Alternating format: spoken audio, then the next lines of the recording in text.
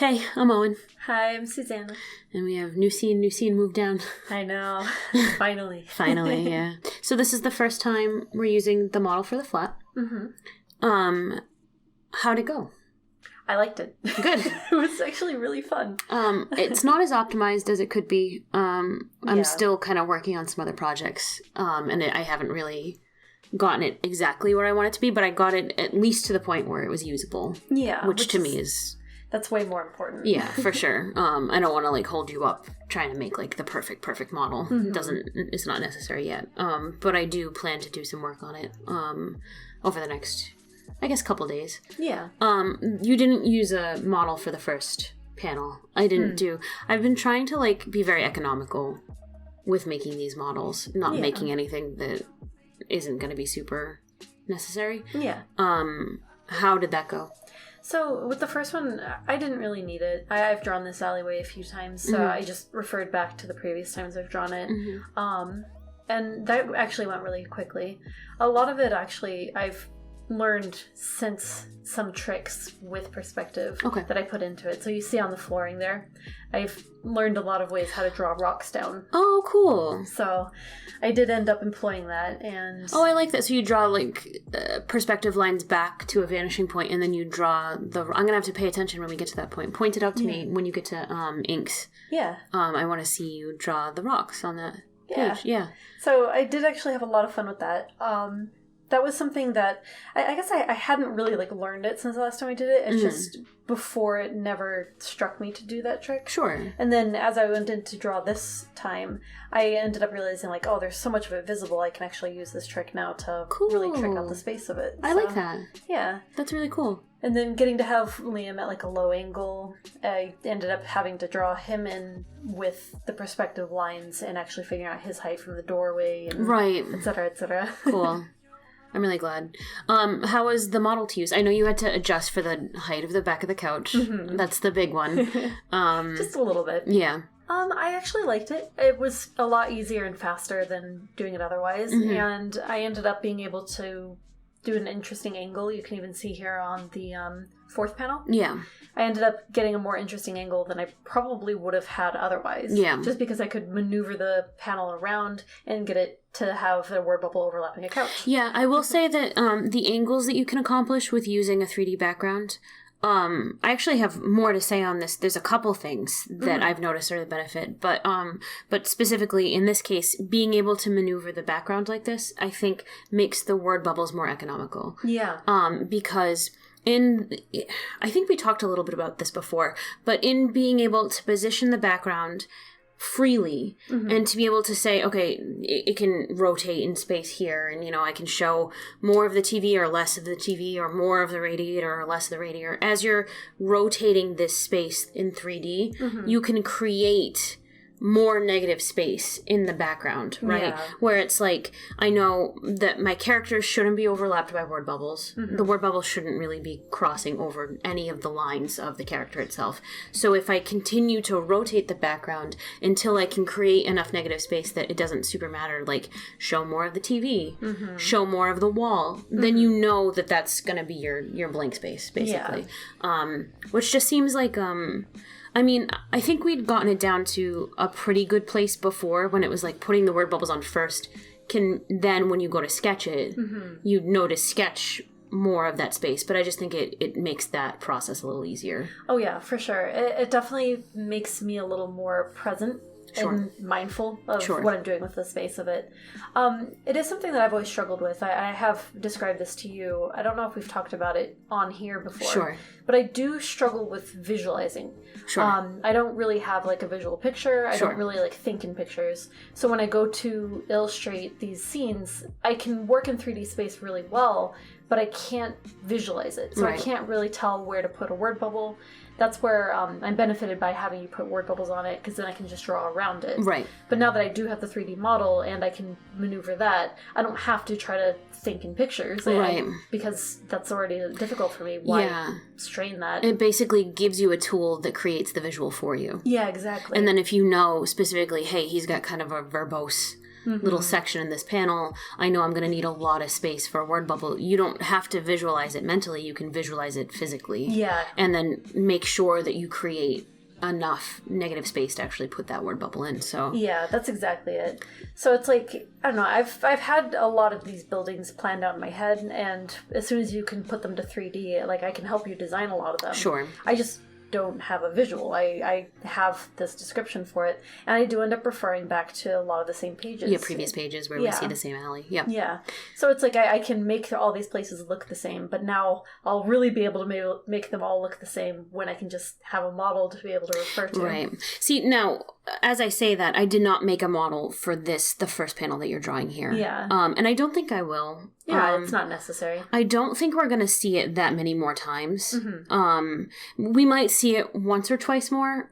It's just that specifically you only see it transitionally between scenes, so I don't know how many times we're going to come back to their flat and then also specifically use it in this way. So despite the fact that we may come back to their flat quite a few times more before the end of the story, I'm not sure that we'll need this model. You know what I mean? Yeah, I definitely don't think we will. I'd be happy to not have to go through and make this entire alley. Yeah, it would be a lot of planning. I think it would be a little more detail than is necessary unless you're going to use it multiple times. I see now that you're doing the... Yeah, so you could see the cobblestone kind of shaping up in there. And then because it's been raining all day, I have to erase out parts to put in like where water puddles would be. Yeah. Which like don't really necessarily go into color because it is kind of like a dark area already. Sure.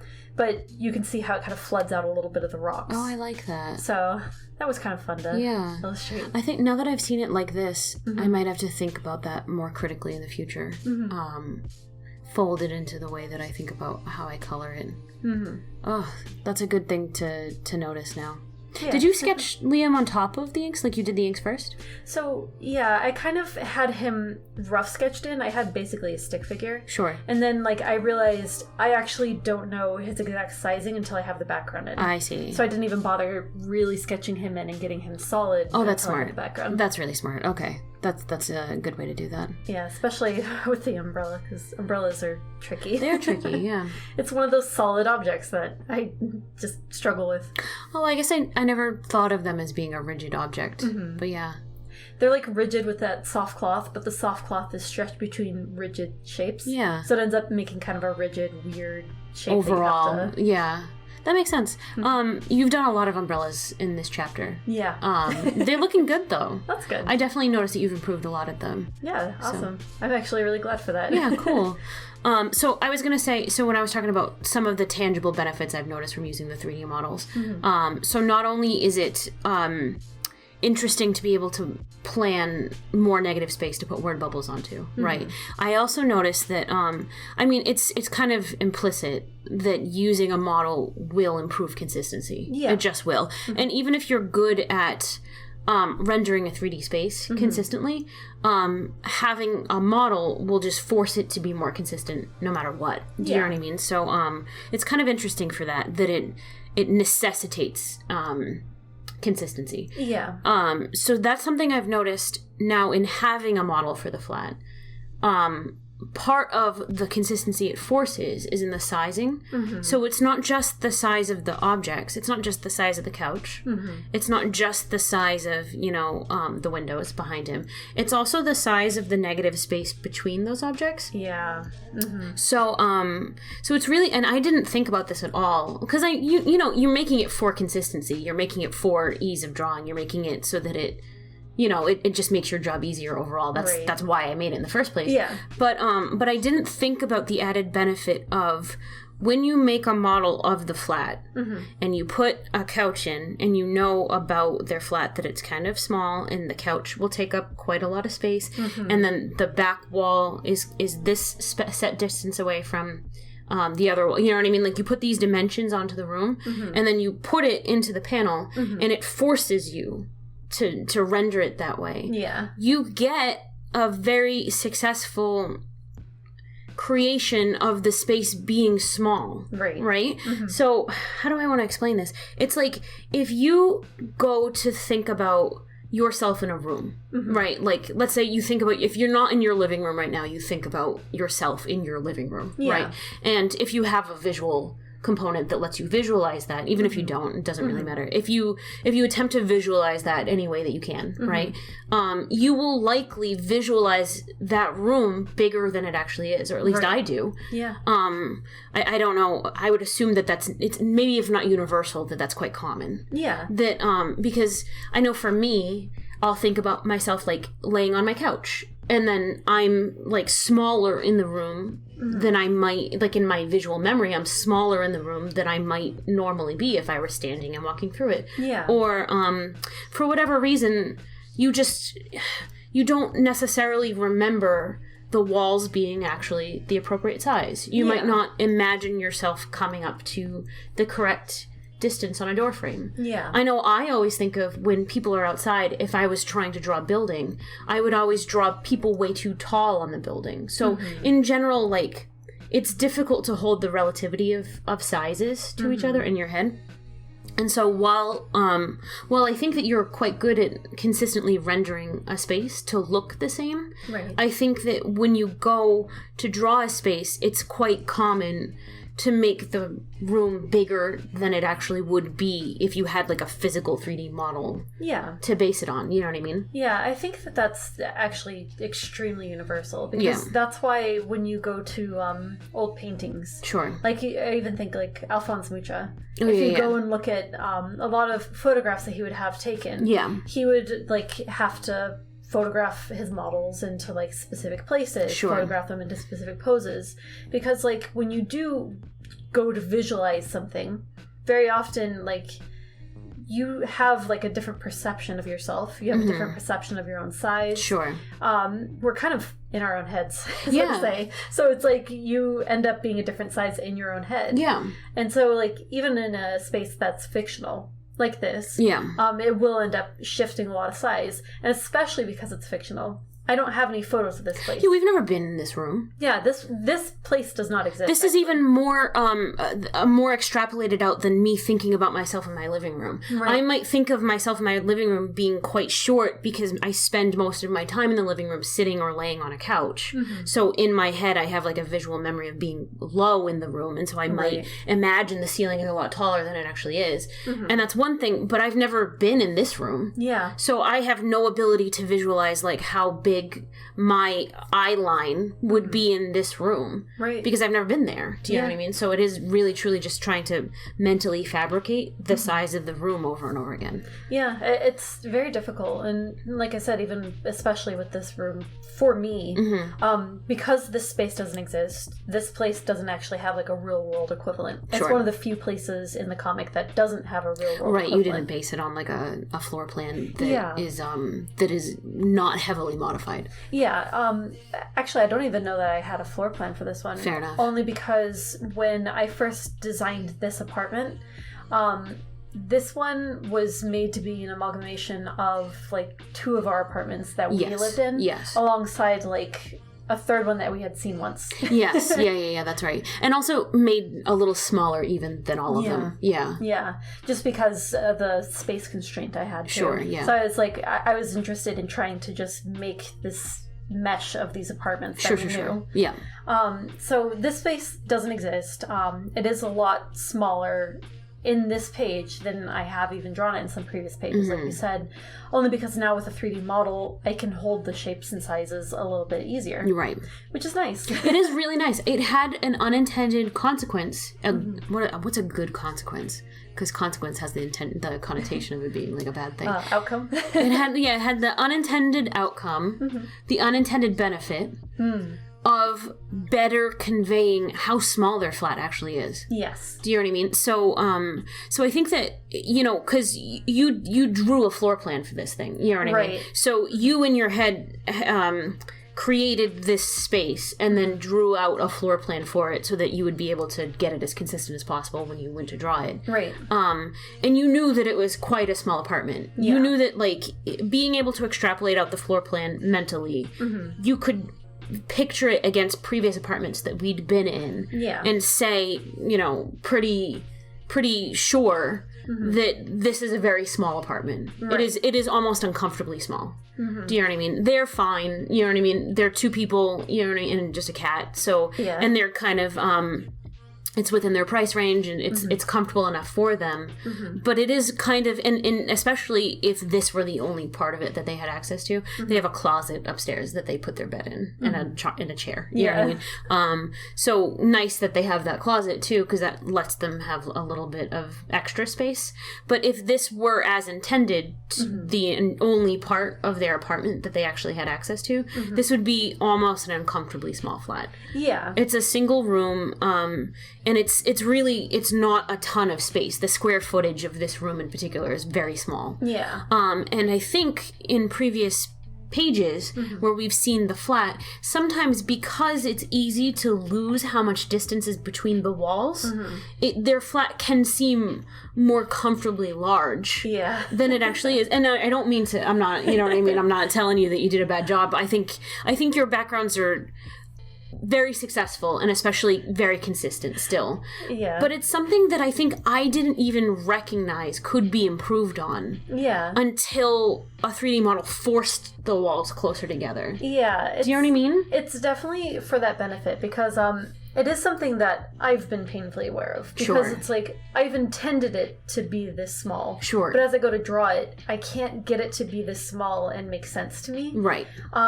So I end up drawing it too big. And then people go, wow, their apartment's so big. And I'm like, oh, it's not meant to be. I messed up. Oh, no, it's not meant to be. You know, no. If I had to put my finger on exactly where it had gone wrong. Yeah. Because I think, if I were to really analyze it, I think you did a good job with consistency, right? I don't think, maybe it is a little bit just the space between the walls could have been smaller, but I think more than anything, it's the size of the person in the room. Yeah. So I think in you know, there's two parts to the modeling process. You make the room model, but then there's also, like, you can throw a doll in, basically. You tell the doll is what, six foot. Well, how tall is Milo? Milo's 6 foot. So the doll is 6 foot. He comes up to, you know, he's this height. Yeah. Throw him in the room. Okay, when seated, you just don't, we don't like pose the doll to make it like something that you draw from. Yeah. Really, he's just like sitting, and then you can get him down to the right head level. Yeah. And then you draw the sketch out from that. And it's like, okay, so he would take, and then I know that in doing that, you said out loud a couple times, like, oh my God, Milo's so big.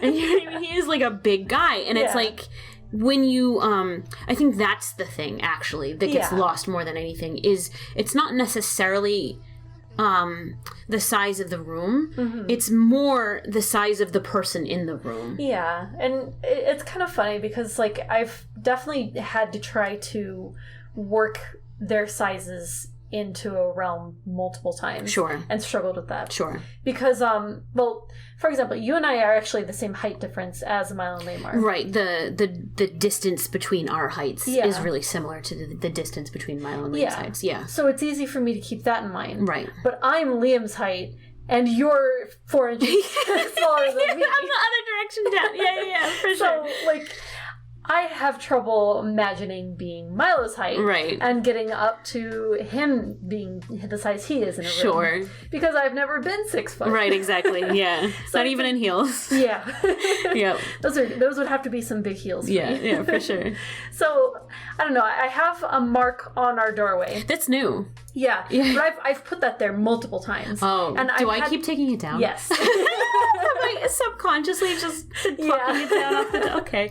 That's good to know. I put it up every once in a while to remind myself how tall he is. Yeah. And it is a sticky note with a line on it. Yes. And I don't believe you've taken it off the wall because it is an eyesore, but it is 100% the only way that I can keep in mind how tall to actually make him. Yeah. Which, like, it is a big height difference. It is a big, yeah. I have one below it right now for Liam's height, which is exactly my height, so seeing even the difference between them, that's a huge difference. For me, I have to say, I just have to interject really quickly. For me, I'm very short. For me to look up at them, oh my God. You know, so I said this before too, and I have to really tangibly, I have to get it across how weird it is for me to look up at that, right? There's a scene in the movie Stranger Than Fiction, right? Stranger Than Fiction is about a writer who is writing someone's life. Yeah. And he's real. Mm-hmm. And so everything she writes is causing his life to go that way. Do you know what I mean? So as she writes, it actually happens to him. Mm-hmm. And there's a point of the movie where they meet. Mm-hmm. He wants to stop her, basically. You know what I mean? And so he finds her through the grapevine. Like, he figures out who she is and, wants to go tell her to stop, basically. Yeah. And he walks in the room. And she has, like, a mental breakdown where it's, like, upon seeing someone who has existed only in her head up to that point, he looks exactly like she imagined. He's the same height, much taller than her, too. You know what I mean? And dresses exactly like she intended. And for her, it's, like, it's so weird. She literally mentally breaks down. I think she, like, gets on the floor and it's like, your shoes even. Like, she, like, really crumbles. It's not, like, a happy moment. It's, like, a very, like, this is fucked up. This is so weird. I really hate this.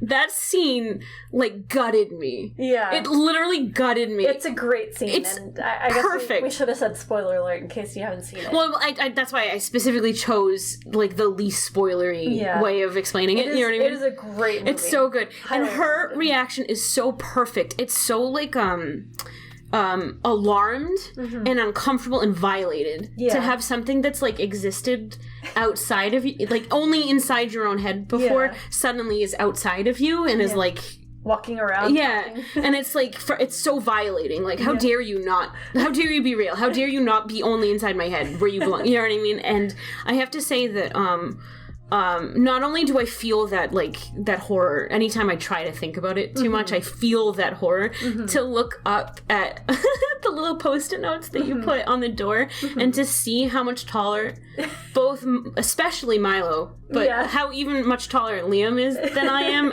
because he's slightly taller than you, just very slightly taller than you. He's my height. Yeah. So. Just, I don't know, it bothers me. It's really, it's like, jarred. To try to imagine someone that height, it's like, no, how dare you?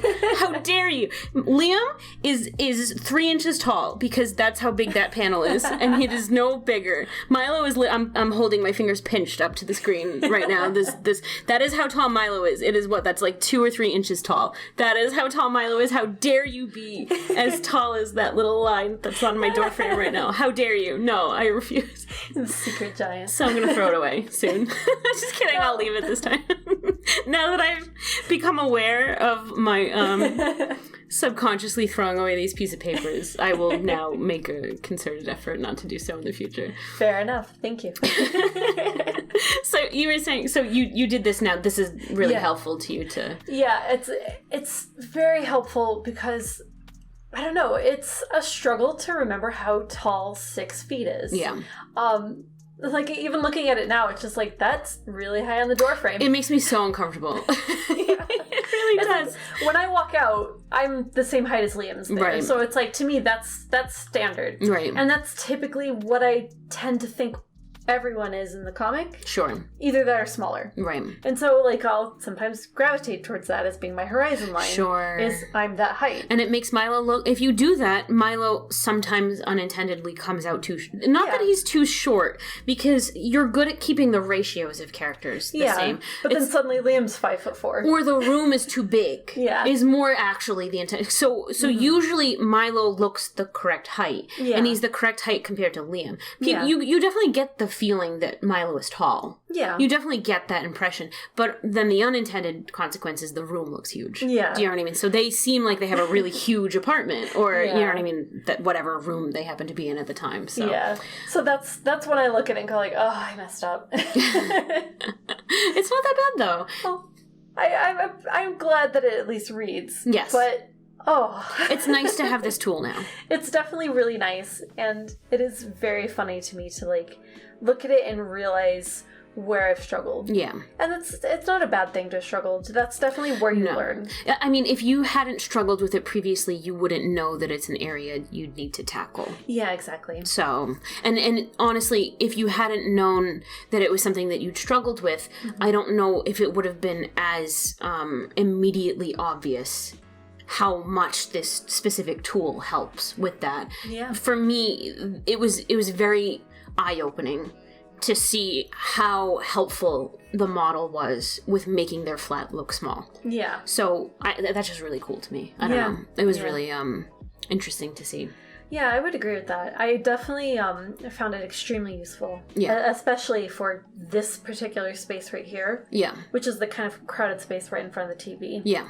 It's like, that's where the couch is, and they shoved it in a table, and they shoved it in a basket, and we have our heater here, and it's just like, it's supposed to have that feeling of like, this is our living space. Yeah. It was really cool to make the model for this, because, you know, I had to like slide the couch back, and it's like, and you helped me with that part too, where it was like, I can take the references that we have, I can take the pages, and I can make something that matches it, but to some extent, it's like, I actually can't tell what you were going for with this. Not that I can't read it from with the visuals. It's like, you didn't turn the camera quite this far. So is this couch supposed to be this close to this wall? Really? Okay, yeah. So in making it, I also learned more about this space, where it's like, oh, it's kind of cramped on that side. Yeah. That side that's between the couch and the radiator is a little cramped. It's a little difficult to, like, walk around. That's interesting. Yeah. The only time that we really see a good angle on that comes to mind immediately is the extra 10 pages for the previous book. I think volume... Oh, what was that? I think it was volume 5.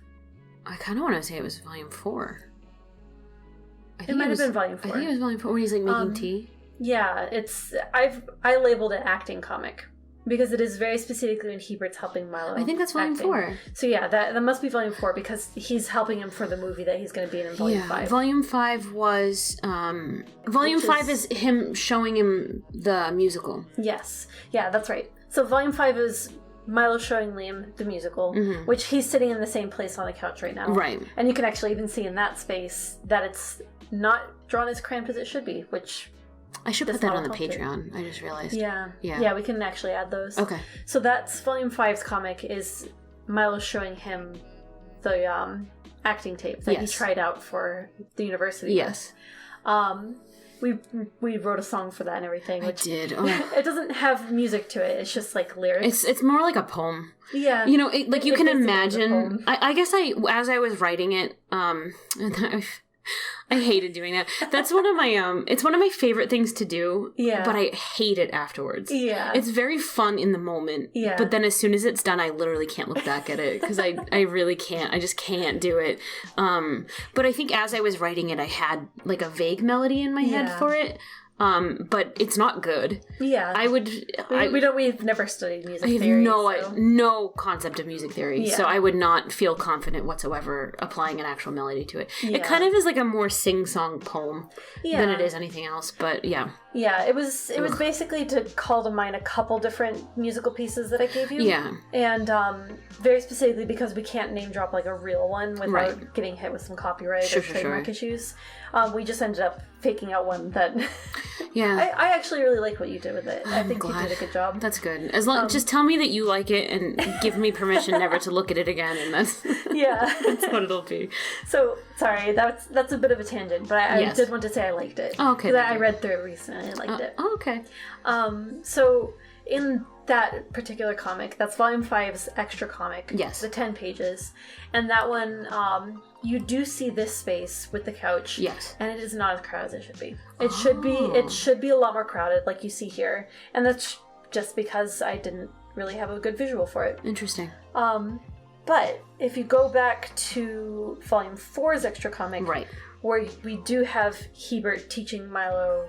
helping him practice with the acting. Yeah. Some specific tips that he needs because he's having trouble with carrying the mood. Yeah. And Hebert's a little bit of a better actor. Sure. Yeah. It's true.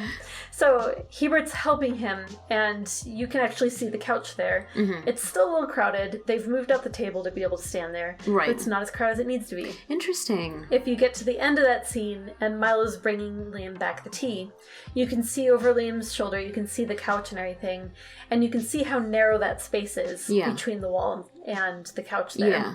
And it does carry how narrow that space is, but the room still looks very big. Right. Yeah, fair enough. But, fun little thing. Yeah. The TV has a splash image for a movie there. Oh. Do you remember what the movie was? I want to say it was Was it Rosemary's Baby? Yep. Is it really? Yeah? Okay, cool. So I faked a loading screen for the DVD from a cover image for one of it. That's cool. I like that. I really like this idea that Milo loves movies. Yeah. Right? All movies. He likes musicals, he likes comedies, he likes romance, he likes all movies, right? So he also likes horror movies. Yeah. Liam only likes horror things, right? So he mostly likes horror fiction. He likes reading it.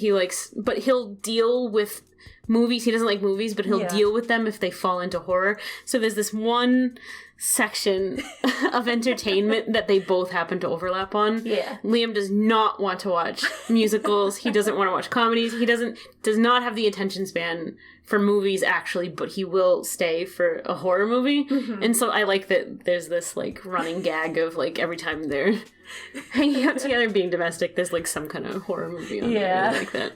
It's the only thing that Milo can get his attention on for a little while. Yeah. Yeah. Liam doesn't get entertainment from anything that doesn't like, I don't know, make him feel like he might die or give a psychological thriller. Yeah, challenge his idea of existence. Yeah, for sure. Yeah, I feel like Liam would like Rosemary's Baby. He absolutely would. Yeah. Yeah. I feel like he would talk at the TV. Oh yeah. I don't feel like he would be able to get through a movie without talking at it. I could definitely see that for him. Just talks at it the entire time. Like, that's stupid. Why'd you do that? You know what I mean? But I feel like that would be him enjoying it, would be talking through it. Oh, that's awful. What an awful person to watch movies with. Well, Milo loves him, so. Yeah, well, that's good. Nobody else did. No, I'm just kidding. I'm just kidding. I'm just kidding. Oh yeah, I wanted to pick your brain about doing patterns. Oh, right. It's not up on the screen right now, but it probably will be toward the latter half of the video, and I'll point it out as we get to that point, because we're coming up on the end of the video, but it's not quite there yet, but I will. But so there are times in the comic where somebody's wearing a plaid, and this was kind of recent too, so I kind of wanted to pick your brain about how it was when you did Eli's plaid back in the flashbacks versus doing the plaid for this page for Milo's pajama pants. Right. So I wanted to know, so I would say that doing it this time was a little bit more of the traditional way that we do plaids. Yeah. How did you like it? Drawing it the traditional way? Yeah. I like it fine. It's what I'm used to. Right. So I tend to fall into it pretty easily. Sure. Every time that we've drawn plaids in the comic up to now, which is like typically as part of a detail on someone's shirt. Yeah. Or maybe pajama pants. Sure. I think Liam's worn striped pants before, which it's the same thing. It just doesn't have the just overlap. more details. Yeah. Yeah. So anytime that I do that, I end up just having to draw the stripes. I try to make it kind of a simple plaid pattern. I don't have anything usually in mind. I haven't really tried to even follow an actual plaid pattern before. Oh, really? I just wing it. Okay. Most of the time, all that you really need for like a very simple pattern is just like a dark and a light, and then just intersperse your stripes on them. Just make it look good, yeah. Yeah. Most patterns on pajama pants are like that anyways. Sure. And you can even see like in a lot of pajamas, they'll usually add like a ton of detail. But if I add too much detail on it looks bad. Comic, yeah. Less detail's better. Yeah, I can't put too much detail. I try to avoid a lot of patterns. Sure. Only because it is very distracting. Yeah. Usually in a comic setting, like when you add a pattern, it calls attention to that. Right. With this one, I tried to simplify it down to just matching the rest of the clothing. Sure. Which ends up working out fine. It ends up showing that he is wearing pajamas rather than just like, I don't know, a pair of red pants and a t-shirt. Right. Because without the extra patterning on it, you would just read this as like, I don't know, just like day wear. Yeah. Here is where you're starting it here. Yeah. So I tried two different things because I wanted to even ask you out loud. Recently with Eli's page, I tried adding one of the pattern textures from Clip Studio. Yeah. Which was kind of fun. Sure. I dropped in a pattern and then I kind of shaped it with a, it's a mesh transform. Okay. Which in Clip Studio, it gives you like a little mesh that you can just drag each little piece and kind of fold it into a shape. Wow, okay. So I just dragged the plaid pattern into this like little shape, shaped it to the legs, and then just see if I like that. Yeah. So I ended up trying that with Eli's. We liked it. Yeah. I did like it, yeah. Yeah. It was only on one panel, and then I did it again for Riva on the next page, I think. Yes, I think so, yeah. Yeah, on the next page, I think she had, it was either a hat or a shirt. Maybe it was pants again or something like that. Sure, yeah. I do remember having to do it a second time. I used the same plaid, but I did a different layer tool, like darken. Okay. And that ended up, you can see the pattern there, actually. You used it here? Yeah. Okay. So I tried it here, just to see if I even like it. Okay. So once I started transforming, you can see I used the mesh. Yeah. This is me turning on the Yeah, I'm actually the mesh. really curious to watch this, to see. And I just kind of shape it around. I try to gather it into the places that it needs to be. Sure. Sometimes I'll select one pant leg and kind of shift it upward, so that way it doesn't look like the pattern's attached all the way across. Sure. Because like right now you can see. Yeah. It kind of tricks out the mind into thinking like, oh, this is a different part. Right. So see, I meshed that part of the leg to even kind of fold it a little more. Right. And so you can end up tricking out a pattern like that to look good. So then I asked you out loud, which of these do you like more?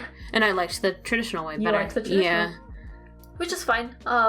It ends up being probably just as fast. Okay. Because when I have to draw the plaid pattern, all I have to do is draw the stripes. Yeah, you take the pen and you go up the side of the leg, down to the bottom of the cuff, and then you do that again, and yeah. So you can even see it there. I just draw it over and over. Yeah. And I'll just do that. I'll do a left and then a right, and then I go up and down. Sure. I'll go through each one, and then I'll just play with the opacity of them, keep them in different layers, and then I clip over the shading so that way it matches the shading on the rest That's right. of the piece. Okay, yeah, that's right. Yeah. So with this, it ended up being, by the end of it, 4 layers. Okay. With the clip over them for shading. So it's the, each of the 4 layers are, there's the dark stripes up and down the pant leg, the dark stripes left and right on the pant leg, right, and then the light stripes up and down, and the light stripes left and right. That's right, yep. And then I overlap them, so when I turn down the opacity, they actually overlap each other and give that little gradient color that is brighter in the middle. Mm-hmm. And then I clip over top of those in the folder the shade color, and so then it just tricks out that the entire pattern is part of the actual pant. Right. And like I said, it ends up being probably just as fast as taking in a pattern and then shaping it to it. Yeah. Because then I do have to do a lot of mesh work and try to make it look like it conforms to the shape. Sure. I think it worked better on Eli's pants because he was standing. Yeah. So in this scene, obviously, like, when you got your knees up and it's kind of, like, bunchy like that, it just is better suited to just have that, like, kind of hand-touch texture of making it conform to the shape of the legs. Whereas, like, with Eli, it was like, oh, save a little time. You know, he's literally just standing and it's such a small it's part only of the going to be one panel. Exactly. Like, you know what I mean? But here, I think it's definitely benefited by doing it traditional. I don't know if I'd say traditional, the way that we usually do. Yeah, hand-drawn pattern. Yeah. Yeah, I would definitely agree with that. Also, because they're very soft, thin pant material. Sure. It helps for them to have a lot of wrinkles. Whereas, like, Eli's were, like, really nice, thick pant material. Right. So they would actually have that starchier feel. Right. So they would actually bunch fit less. Yeah, exactly. Yep, that makes a lot of sense. Yeah, and you can even see, like, I added a little bit of color pop onto my little shirt because I wanted it to really match it. Yeah. Did you see earlier in the video how many attempts it took me to find a color combination that I liked? Yeah, it's tough. Sometimes that's fun. It's because it's it has to, not only does it have to go well with the background, which is kind of pre-established. Yeah. What color this room is. Yeah. It had to, like, go well with also the pre-established color of the sky, and it was what a nightmare. But I liked how it came out, actually. It was pretty good by the end. Yeah, I actually really like this page, and I had a lot of fun with this whole room layout. Yeah, for sure. I'm excited to do more. Cool. Yeah. Very cool. Well, if you got to the end of this video, thank you for watching. Yeah, thank you. Appreciate you. And hope you have a good one. Yeah, have a good one.